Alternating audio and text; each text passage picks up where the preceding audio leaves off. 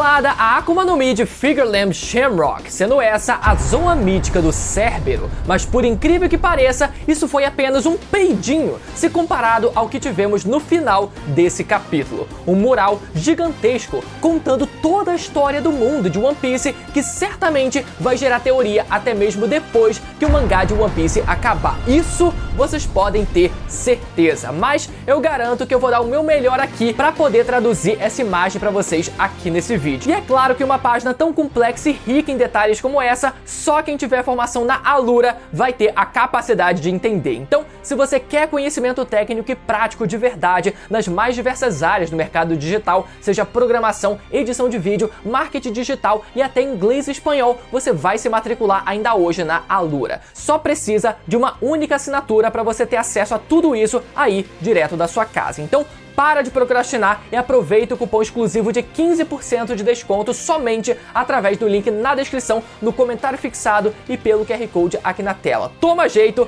e vai correr atrás de melhorar a sua vida, beleza? Começamos o capítulo então vendo Loki logo após ser surrado pela Gunko e sua fruta da seta. Detalhe que eu esqueci de comentar semana passada é como Loki foi capaz de prever os movimentos das setas, praticamente confirmando que o gigante é capaz de usar o Haki da observação na sua forma avançada. E só recapitulando, a habilidade da Gunko consiste nela projetar as suas setas em determinadas direções e fazer com que o seu próprio corpo reproduza essa mesma sequência criada pelas suas setas. É como se essas setas simbolizassem vetores de movimentos, que lembra aí, né, de estudar isso no primeiro ano do ensino médio, e esses vetores parecem fazer com que o corpo da Gunko reproduza esses movimentos de forma automática. E tudo bem, esses vetores ou setas já entregam a movimentação que a Gunko pretende fazer, então qualquer um poderia saber os movimentos da Gunko, contanto que a pessoa saiba como funciona a sua habilidade, já que as setas parecem ser visíveis para qualquer pessoa. Mas a gente precisa lembrar que o Loki se encontra vendado nesse momento, então ele não tem como ter visto a olho nu aquelas setas, então sugerindo que ele tenha sim demonstrado um uso de observação avançada para poder saber onde vinham os movimentos da Gunko. Agora vamos ver se ele vai usar isso com mais frequência daqui pra frente, ou se ele vai ser como o Kaido, que usou uma vez ou outra a habilidade, né, do Haki da observação avançado durante a sua luta contra o Luffy. De qualquer forma, vemos Loki no início desse capítulo confuso com o fato do homem à sua frente ser idêntico ao Shanks. Loki demonstra não saber a identidade daquele homem, e existe uma teoria, galera, que sugere que o Loki pudesse ter sido derrotado pelo irmão do Shanks no passado, e ainda que o seu pai tenha sido morto não pelas mãos do Loki, mas sim por uma armadilha do governo, quem sabe pelas mãos do irmão do Shanks, com a intenção de desestabilizar aquele reino para poder conquistá-lo. Agora, a pergunta que fica é, o fato do Loki não reconhecer o irmão do Shanks nesse capítulo anula essa possibilidade? Não, já que o irmão do Shanks pode ter executado o plano de assassinar o antigo rei de Elbaf em segredo e derrotado o Loki fingindo ser o próprio Shanks. Mas isso a gente precisa esperar para ver o que o Oda ele pretende fazer. Eu sigo acreditando que tenha sido o próprio Shanks que tenha derrotado o Loki e assumido o título de Yonkou exatos 6 anos atrás, até porque, né, o Oda ele nunca perde a oportunidade de hypar o Shanks, mas por outro lado, eu não descarto a possibilidade do Loki ter sofrido um golpe e preso por um crime que ele não cometeu. Na verdade, eu acho que esse capítulo até flerta com essa ideia, com essa possibilidade, já que a gente vê, né, o Loki sendo torturado pelo Shamrock e pela Gunko sem ao menos ele ter como se defender. Então essa pode ser uma forma do Oda querer que a gente sinta empatia pelo personagem, talvez com a intenção de inocentar o homem num futuro muito breve. Particularmente, eu sigo acreditando no simples e que o Loki seja um tremendo de um canalha assassino do próprio pai, mas como eu disse, eu também não descarto a possibilidade do Loki ser inocente, pelo menos se tratando do assassinato do próprio pai. Ele pode ter cometido outros crimes, tocado o terror ao redor do país inteiro, mas talvez ele nunca tenha tido a intenção de chegar ao ponto de assassinar o próprio pai, né? Isso a gente vai ter que esperar pra ver. Mas Seguindo o capítulo, depois de Loki demonstrar uma completa confusão a respeito do homem à sua frente, Shamrock confirma que ele e Shanks são gêmeos e que Shanks é o seu irmão mais novo, algo que já havia sido praticamente confirmado na prática, mas faltava uma confirmação verbal do próprio Shanks ou, no caso, do próprio Shamrock. Shamrock então também afirma que Shanks chegou a voltar para Mary Joa, mas preferiu seguir a vida como um pirata sujo e imundo. Não sabemos quando exatamente Shanks teve essa intenção, mas talvez não tenha sido muito depois da separação dos piratas Roger. Eu já comentei com vocês que uma das coisas que o Roger revelou para o Shanks naquela despedida provavelmente foi sobre a origem do próprio garoto. Então, a partir do momento em que Shanks perdeu a sua família, que era o bando do Roger, e descobriu que ele tinha uma família de sangue de verdade, faria sentido ele ter ido atrás de suas origens na Terra Sagrada de Mary Joa. Mas, talvez assim como Sabo, Shanks tenha preferido viver na verdade como um vagabundo ladrão e nojento. Inclusive, eu também acredito que foi durante a conversa de despedida que Roger tenha passado a missão para o Shanks descobrir o paradeiro da fruta de Nika a fim de roubá-la e passar para o sucessor de Roger. Isso eu comentei no vídeo passado, tanto que quando Shanks conversa com Bug durante a execução do Roger, ele diz para o Bug que mudou de planos e que não tinha mais intenção de procurar pelo One Piece, pelo menos por algum tempo. Ou seja, durante esse meio tempo, Shanks cumpriria a missão que lhe foi passada pelo seu capitão envolvendo o seu sucessor e a fruta de Nika. E talvez Shanks tenha até mesmo tentado unir o útil ao agradável, como ele parece ter tido a intenção de conhecer a sua família de origem, sua família de sangue. O fato dele voltar para a Terra Sagrada de Mary Joa poderia ser uma ótima forma para que ele tivesse uma chance ainda maior de encontrar a fruta de Nika. Isso porque o governo mundial tem muito mais acesso a diferentes Akuma no Mi se comparado ao resto do mundo, tanto que o governo mundial realmente conseguiu encontrar a fruta de Nika 13 anos atrás. Mas talvez, vendo que o governo não tinha em posse a fruta de Nika na época e vendo como a sua família de sangue era um bando de canalha, ele decidiu meter o pé e voltar a viver como um pirata. Enfim, eu tô fanficando um pouco aqui, mas essa é uma forma de tentar preencher um pouco a lacuna da história do Shanks. Voltando então ao capítulo, vemos Shamrock se irritando com Loki e decidindo atacá-lo. Nessa hora, descobrimos que sua espada possuía uma Akuma no Mi, a Zoan mítica do Cérbero, e ainda por cima, essa sendo uma Akuma no Mi despertada, como podemos ver pelas nuvens negras que aparecem ao redor da criatura. Mas o mais bizarro é que além da sua espada se transformar num animal mítico de 3 cabeças, cada uma das cabeças expele uma espada diferente, totalizando 3 espadas. E para completar, a criatura dispara as 3 cabeças para fora do corpo, pegando impulso no ar e perfurando o corpo de Loki.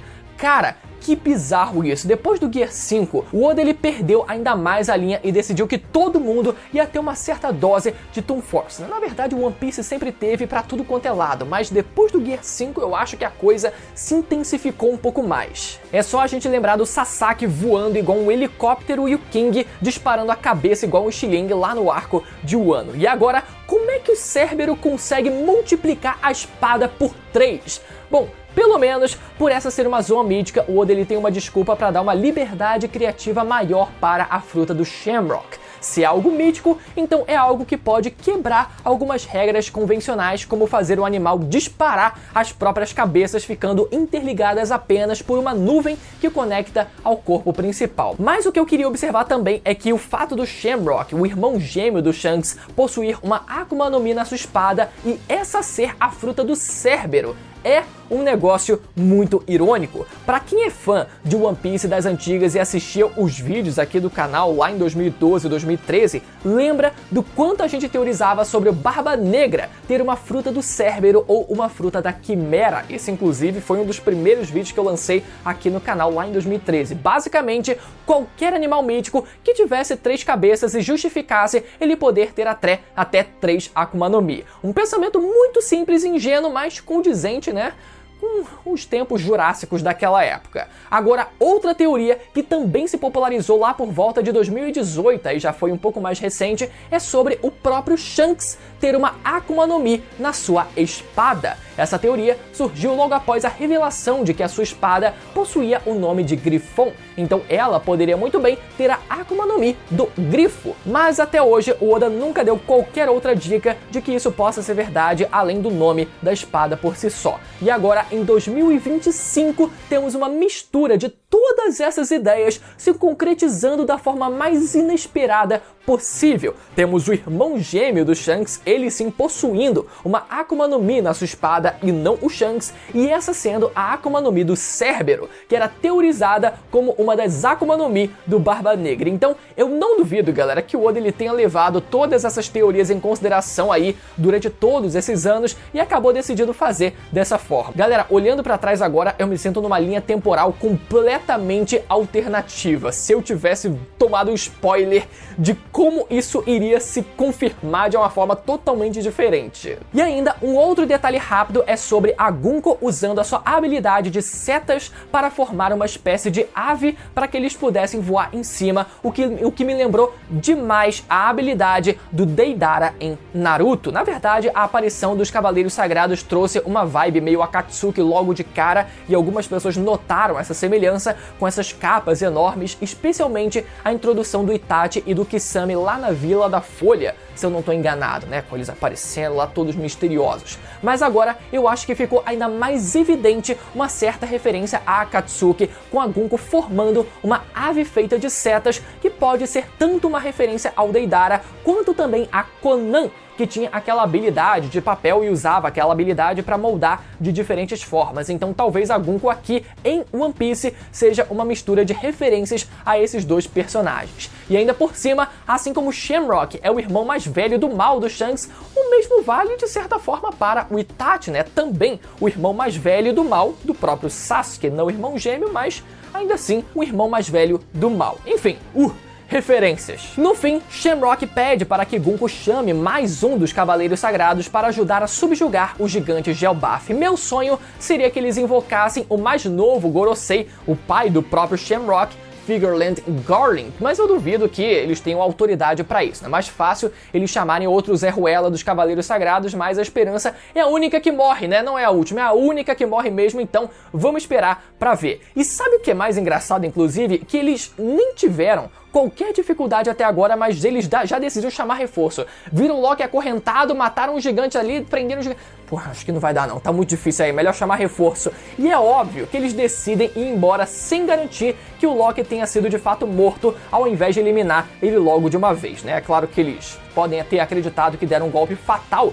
no Loki, mas sinceramente, né, galera? Pelo amor de Deus. Será pra matar, mata logo de uma vez. Seguindo o capítulo, vemos Luffy, Zoro e Nami no castelo conversando com alguns gigantes que foram atacados por um homem idêntico ao Shanks, e Luffy defende o Shanks com unhas e dentes, dizendo que não é possível que tenha sido ele. Nisso, os gigantes teorizam que talvez fosse um parente ou até mesmo um irmão do Shanks, olha só, né, que tenha feito aquilo, e Luffy diz que nunca chegou a conversar sobre família com o Shanks para saber sobre isso, para ter uma certeza sobre isso, e que a família do Shanks sempre foram os piratas do Roger. E nessa hora podemos ver a imagem do Homem do Chapéu e Capa circulando por Elbaf, praticamente entregando que aquele homem se trata realmente de um antigo membro dos piratas do Roger, provavelmente o Homem Scopper Gaban. Galera, eu vou dizer pra vocês que eu não aguento mais esse mistério, sinceramente, que tá praticamente entregue já, mas o Oda insiste em segurar até não ter mais como espremer. Todo mundo já espera que seja o Scopper Gaban, então quando ele decidir revelar de uma vez, eu acho que nem sequer vai ter mais tanto impacto assim, a não ser que o Scopper Gaban, apesar da gente saber que provavelmente seja ele já chegue fazendo, tocando um caralho, fazendo um feito muito absurdo. Porque se for só pela revelação, eu acho que já perdeu completamente o sentido, a não ser que o Oda decida trollar todo mundo e aquele não seja o Scopper Gaban, nem sequer o Shiki, porque esse infelizmente eu acho que já foi descartado, mas sim outro membro dos Piratas Roger. Se a gente observar o rascunho de todos os membros dos Piratas Roger desenhado pelo próprio Oda, existe apenas um único membro que nunca apareceu em toda a história de One Piece até hoje, e seu nome é Yamon, um random de cabelo comprido, muito parecido com a silhueta que caminha pelo país de Elbaf nos últimos capítulos. Então, eu digo pra vocês que depois de enrolar por todo esse tempo, se o Oda tiver culhão de verdade, ele vai revelar que aquela silhueta não se trata nem do Shiki, nem do Scopper Gaban, mas sim do grande e poderoso Yamon, o último membro dos Piratas Roger a ser revelado na história. Quem tá comigo, bota a mão aqui. Já a grande bomba desse capítulo foi, na verdade, o grande mural cravado na gigantesca árvore Adão que ilustra a história do mundo de One Piece. Eu queria muito que tivesse sido a Robin diante desse mural enorme, mas quem temos diante dele é o Franky. E junto desse mural temos também a história dos 3 mundos citada no livro mais importante do país de Elbaf. Abre aspas. No primeiro mundo havia fogo sobre a terra. A humanidade sucumbiu ao desejo e tocou o sol proibido. Os escravos fizeram um pedido e o deus do sol apareceu, mas o deus da terra se enfureceu e junto da serpente do inferno envolveu o mundo em morte e escuridão. Eles nunca mais poderiam se encontrar.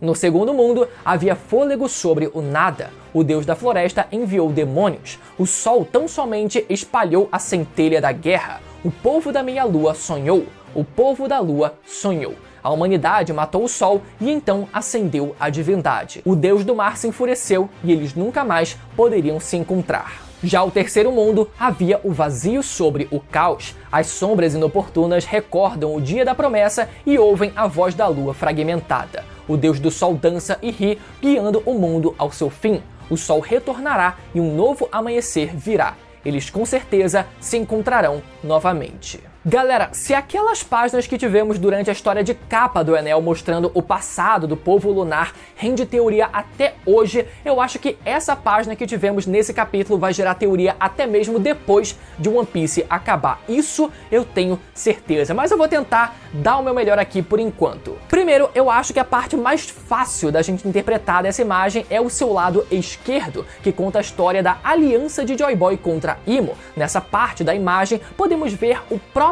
Joy Boy assumindo a liderança e diversos dos seus aliados ao seu redor. Então podemos ver a raça dos Minks, uma baleia Laboon, a raça dos Lunarianos, um robô ancestral idêntico ao Emeth, a raça do Ors, os samurais de Wano, a raça dos Tontatas, a arma ancestral Poseidon, um gigante de Elbaf e mais alguns outros navios menores ali mais para baixo. Já do outro lado oposto, vemos Imo, junto de um navio que provavelmente representa a aliança dos 20 reinos que depois formaram o governo mundial. Então, basicamente, essa parte representa o clímax do século perdido, que culminou na derrota de Joy Boy pelas mãos de Imo e do atual governo mundial. Agora, um detalhe interessante nessa imagem é que Imo aparece literalmente segurando um sol em sua mão. Galera, o que vocês estão vendo agora nesse mural pode ser que seja literalmente o próprio tesouro One Piece, ou pelo menos uma parte desse tesouro. Eu sei que eu vivo, galera, falando da minha teoria sobre o One Piece ser o projeto de unificação do mundo num único pedaço de terra e sob um único reino, mas uma das minhas teorias favoritas envolve também a possibilidade do tesouro One Piece ser a fonte de energia do reino antigo, que imitaria o poder do sol,